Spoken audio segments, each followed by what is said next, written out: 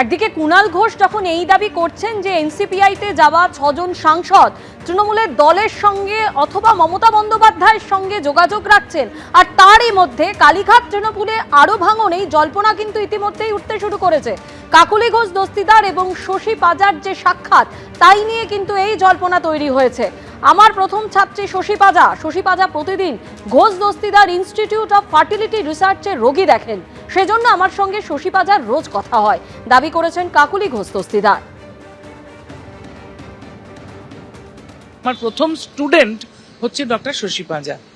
আরজিকর থেকে পাশ করে সে আমার সঙ্গে আল্ট্রাসাউন্ড শেখার জন্য কাজ শুরু করে 1987-88। সেই থেকে সে এখন অবধি, আজ অবধি Ghosh Dastidar institute of fertility রিসার্চে এই যে পার্টিকুলার আল্ট্রাসাউন্ডটা এখনো সে সেই কাজটা করে। সেজন্য সে প্রতিদিন সেখানে আসে, প্রতিদিন পেশেন্ট দেখে। ও তো আজকে এই 30-35 বছর ধরে এখানে রোজ আসে। আর অন্য কে কি পোস্ট করেছে আমি বলতে পারবো না, তার কাছে কোনো খবর থাকলে সে তাকে জিজ্ঞেস করব।